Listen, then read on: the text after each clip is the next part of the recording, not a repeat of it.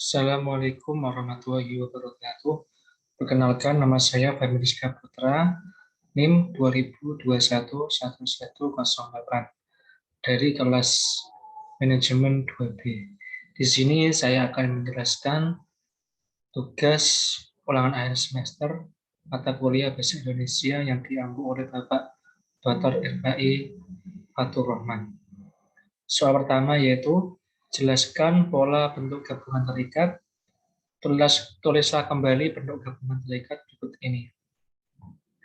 Gabungan kata adalah gabungan morfem dasar yang mana seluruh memiliki status sebagai kata dengan pola fonologis, gramatikal, serta semantis yang khusus.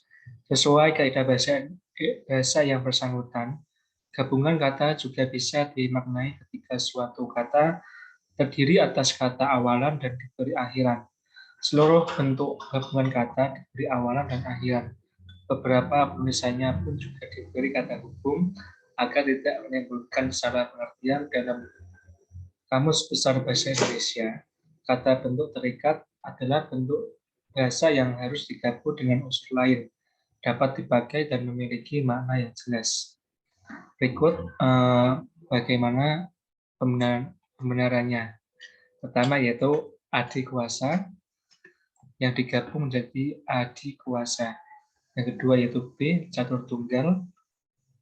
Antara kata catur dan tunggal digabung.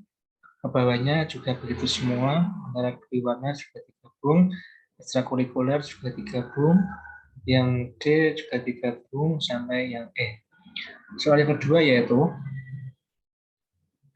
jelaskan perbedaan bentuk penalaran induktif dan bentuk penalaran induktif. Jawabannya yang pertama yaitu penalaran induktif.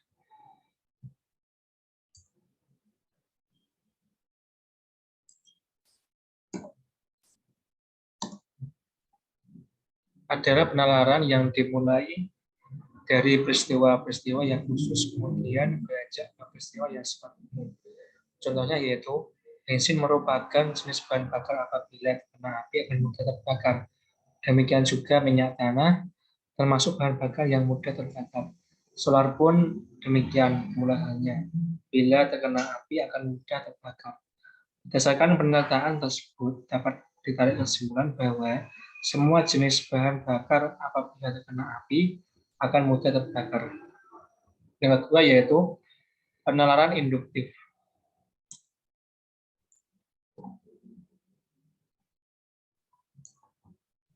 Adalah penalaran yang dimulai dari peristiwa-peristiwa yang umum mengarah pada kesimpulan yang khusus.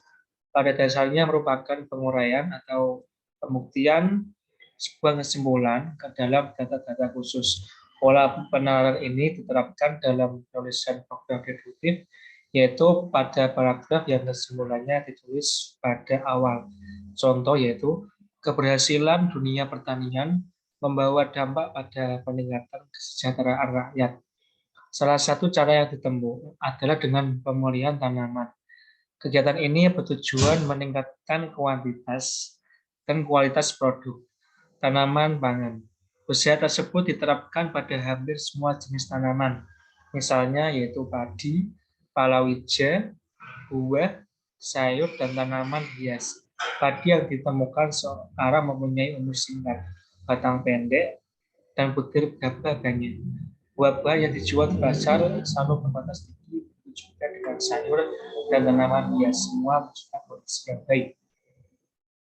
Soal yang ketiga yaitu jelaskan dan berikan contoh transkripsi dan literasi.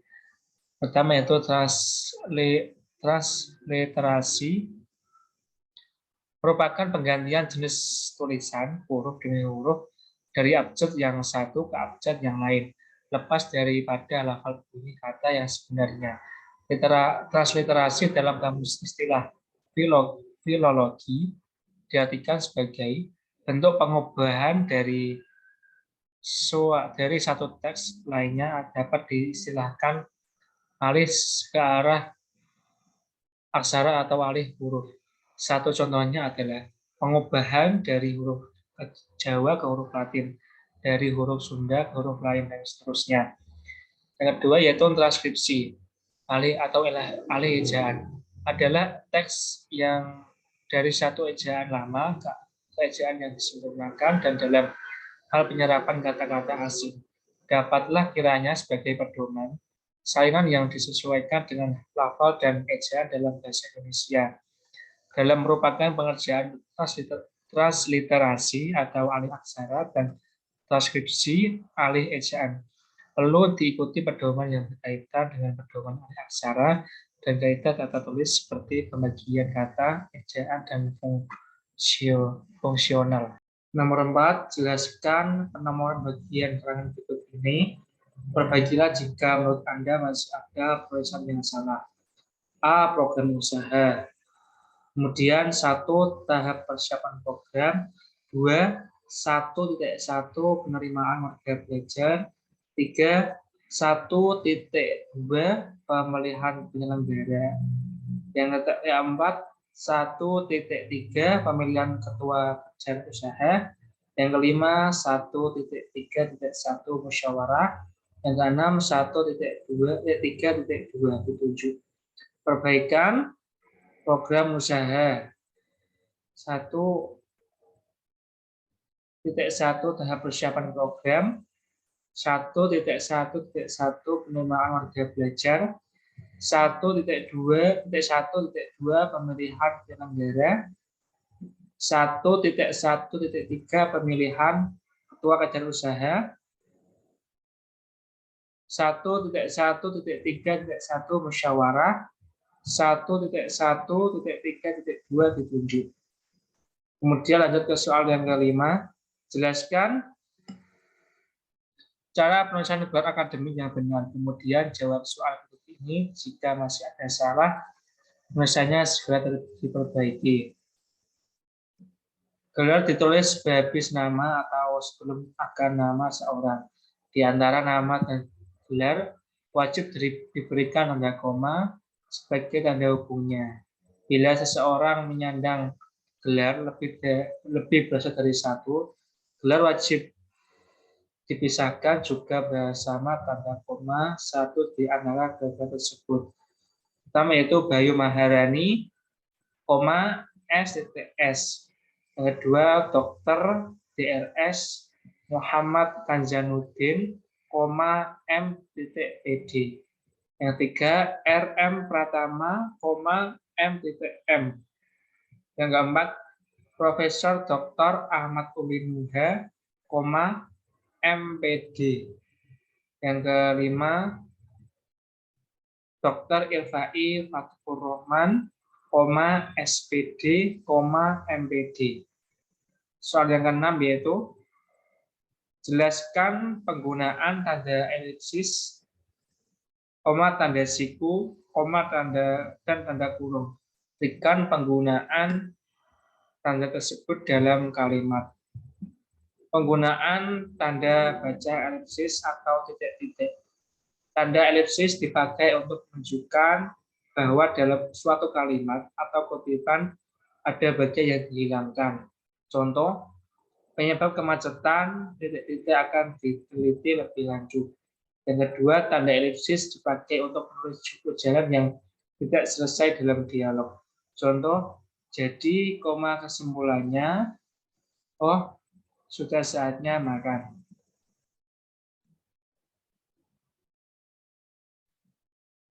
Penggunaan tanda siku.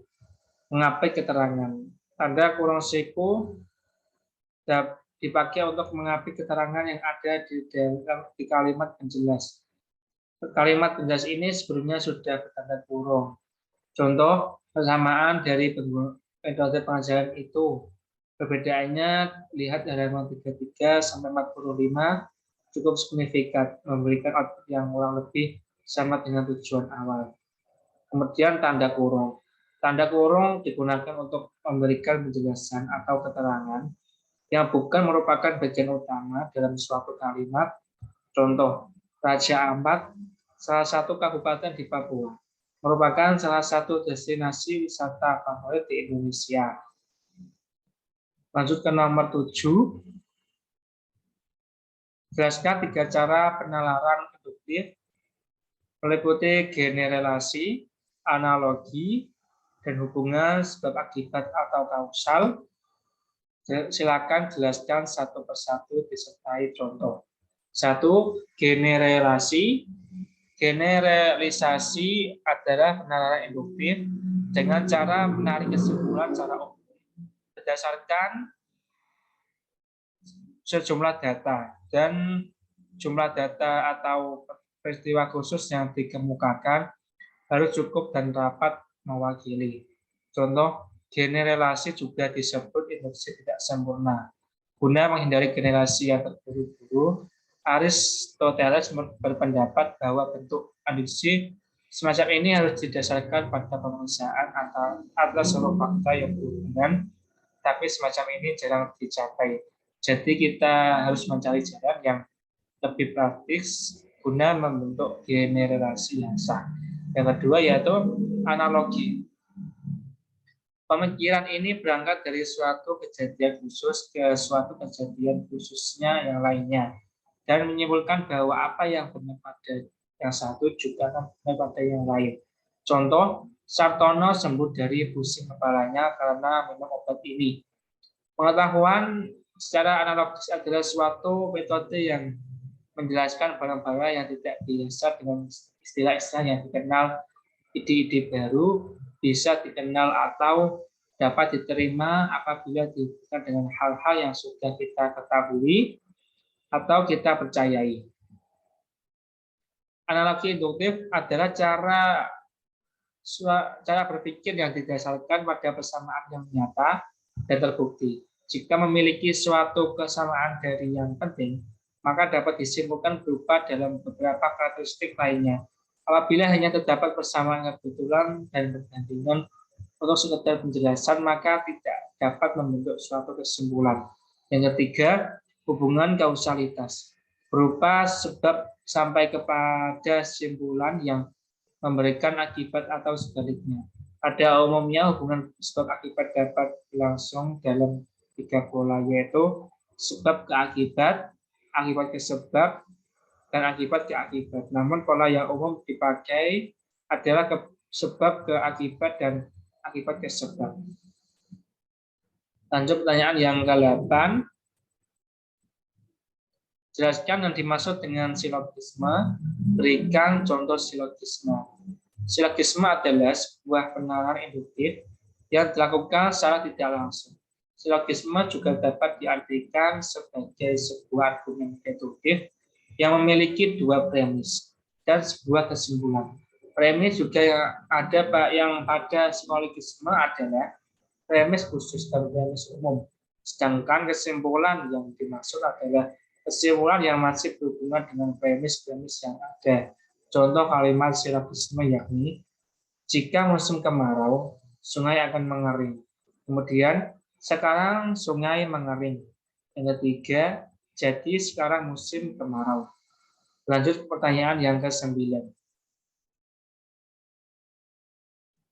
Apa yang dimaksud dengan konjungsi? Sebutkan jenis konjungsi dan berikan penerapan konjungsi. Menurut Kamus Besar Bahasa Indonesia atau KBBI, konjungsi sebagai kata atau ungkapan penghubung antar kata, antar frase, antar klausa, dan antar kalimat. Jenis-jenis konjungsi beserta contohnya. 1. Konjungsi koordinatif. Konjungsi koordinatif merupakan konjungsi yang menghubungkan 2 unsur atau lebih yang sama pentingnya atau memiliki status sintaksis yang sama. Contohnya adalah dan, atau, tetapi. Konjungsi koordinatif agak berbeda dengan konjungsi lain karena fungsinya tak hanya menghubungkan klausa, namun konjungsi ini juga dapat menghubungkan kata. Yang kedua yaitu konjungsi korelatif. Konjungsi korelatif adalah konjungsi yang menghubungkan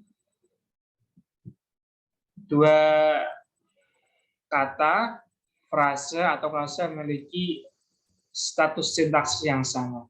Konjungsi korelatif terdiri dari 2 bagian yang dipisahkan oleh 1 kata, frase, atau klausa yang dihubungkan. Contohnya adalah baik, maupun, tidak hanya, tetapi juga, Sehingga entah, dan jangankan, kemudian pun. Ketiga, konjungsi subordinatif. Konjungsi subordinatif adalah konjungsi yang menghubungkan dua klausa atau lebih, dan klausa itu tidak memiliki satu sintaksis yang sama. Salah satu dari klausa itu merupakan anak kalimat dari induknya. Yang keempat, konjungsi antar kalimat. Konjungsi antar kalimat itu menghubungkan satu kalimat dengan kalimat yang lain. Posisinya selalu memulai suatu kalimat yang baru, dan tentu saja huruf pertamanya ditulis dengan huruf kapital. Contohnya, konjungsi anak kalimat adalah biarpun demikian atau begitu, meskipun demikian atau begitu, kemudian sesudah itu, sebaliknya, sesungguhnya, bahkan, tetapi, kecuali itu, dengan demikian, oleh karena itu, dan sebelum itu. Lanjut kemudian yang nomor 10, wacana terbagi menjadi 5, yakni wacana narasi, deskripsi, oposisi, argumentasi, persuasi. Jelaskan ciri-ciri dan perbedaan tiap wacana tersebut, serta berikan contohnya. Pertama yaitu wacana narasi. Merupakan jenis wacana yang berisi berita. Wacana ini menceritakan sebuah kejadian secara berurutan, berdasarkan waktu dan kejadian, bisa juga tidak berurutan tetapi alurnya kesana kemari. Narasi dibangun oleh sebuah alur cerita. Alur ini tidak akan menarik jika tidak ada konflik. Selain alur cerita, konflik atau dan susunan kronologis, ciri-ciri narasi lebih lengkap diungkapkan oleh antar seni sebagai berikut. Satu yaitu berupa tentang cerita peristiwa atau pengalaman penulis. Yang kedua, kejadian yang atau peristiwa yang disampaikan berupa peristiwa yang benar-benar terjadi, dapat berupa semata-mata imajinasi dan atau gabungan keduanya. Contoh, kegiatan di sekolahku demikian padatnya. Setiap hari aku pukul masuk 7 agar tidak terlambat. Aku selalu bangun pukul 04.30. Setelah mandi, aku pun sholat subuh. Kemudian aku segera mengenakan seragam sekolah. Tak lupa aku lihat-lihat lagi buku yang harus aku bawa. Ya, sekedar mengecek apakah buku-buku yang aku bawa sudah sesuai dengan jadwal pelajaran hari ini. Selanjutnya aku makan pagi.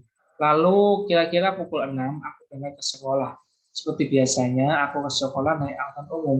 Jarak rumah dengan sekolahku tidak jauh, sekitar 6 km. Aku memang membiasakan berangkat pagi-pagi. Maklum, angkutan kota sering berhenti lama untuk mencari penumpang. Jika aku berangkat agak siang, bisa terlambat sampai sekolah. Kemudian wacana deskripsi. Wacana yang ditunjukkan pada penerima pesan agar dapat membentuk suatu citra, imajinasi tentang suatu hal. Ciri-ciri wacana deskripsi pertama yaitu penggambaran tersebut dilakukan sejelas-jelasnya dengan melibatkan kesan indera. Yang kedua, membuat pembaca atau pendengar merasakan sendiri atau mengalami sendiri. Yang ketiga, ditandai dengan penggunaan kata-kata atau ungkapan detail atau terperinci.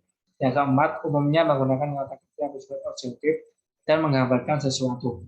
Contoh, ketika beristirahat berbunyi, kantin di Sekmansa sangatlah ramai, hingga siswa-siswi pun harus bersabar untuk membeli makanan.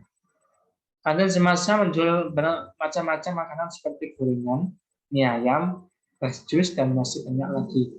Ketika kantin ini ramai, suasana pun menjadi sangat panas, berisik, dan kotor. Kantin di Semansa sungguh sempit dan sedangkan muridnya sangatlah banyak, sehingga kantin ini pun menjadi hiruk-pikuk. Kemudian wacana argumentasi. Merupakan wacana yang berusaha memengaruhi pembaca atau pendengar agar menerima pernyataan yang dipertahankan, baik yang didasarkan pertimbangan logis maupun emosional. Contoh, akibat perkembangan perekonomian dan pertambahan jumlah penduduk, konsumsi energi di dalam negeri juga meningkat. Kebutuhan gas di Pulau Jawa pada tahun 2012 sebanyak 943 juta kaki per kubik per hari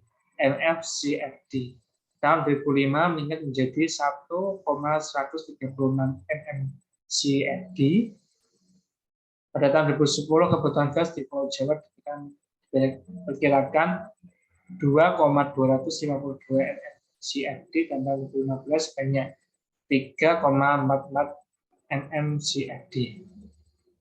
Kemudian wacana eksposisi merupakan jenis wacana untuk menerangkan sesuatu hal kepada pemirsa agar yang bersangkutan memahaminya. Dalam wacana ini diperlukan proses berpikir. Wacana ini digunakan untuk menjawab pertanyaan bagaimana karena menerangkan proses atau prosedur suatu aktivitas. Wacana ini isinya ditulis dengan tujuan untuk menjelaskan atau memberikan pengertian dengan gaya penulisan yang singkat, akurat, dan padat. Contohnya, jatuhnya pesawat berkapasitas 266 penumpang Airbus A300-600 merupakan peristiwa kedua bagi American Airlines beberapa detik lepas landas dari Bandar Udara Internasional O'Hare, Chicago. Tiba-tiba mesin kiri lepas dari kedudukannya. Pilot tidak bisa mengendalikan pesawat akibat keseimbangan pesawat mendadak berubah dengan jatuhnya mesin berbobot sekitar 5 ton. Pesawat mendarat dan mengunjam tempat parkir kendaraan 31 detik kemudian 271 penumpang plus awak tewas seketika. Kecelakaan lain menyangkut mesin copot dialami oleh pesawat kargo El Al milik Flag Carrier Israel pada Oktober 1992. Mesin nomor 4 atau yang paling ujung pada sayap kanan tiba-tiba lepas akibat 2 fuspin bahwa kedudukan mesin lepas. Disusul kemudian oleh mesin nomor 3. Mendadak kehilangan 2 mesin, pilot tidak dapat mengendalikan pesawat dan menabrak gedung bertempat di Amsterdam, Belanda. 4 awak tewas berikut 47 yang tertabrak. Wacana persuasi merupakan satuan jenis wacana yang berisi pendapat, sikap, penilaian terhadap suatu hal yang disertai dengan alasan, bukti-bukti, dan pertanyaan-pertanyaan yang logis. Ciri-ciri pertama yaitu ada pertanyaan, ide, atau pendapat yang dikemukakan penulisnya. Yang kedua, ada alasan, data, atau fakta yang mendukung. Yang ketiga, pembenaran berdasarkan data atau fakta yang disampaikan. Contoh, banyak orang yang meremehkan adanya sampah, bahkan hingga tidak berpikirkan mengenai dampak yang ditimbulkannya. Walaupun tempat sampah telah banyak disediakan, tetapi kepeduliannya seseorang terhadap sampah sangat kurang.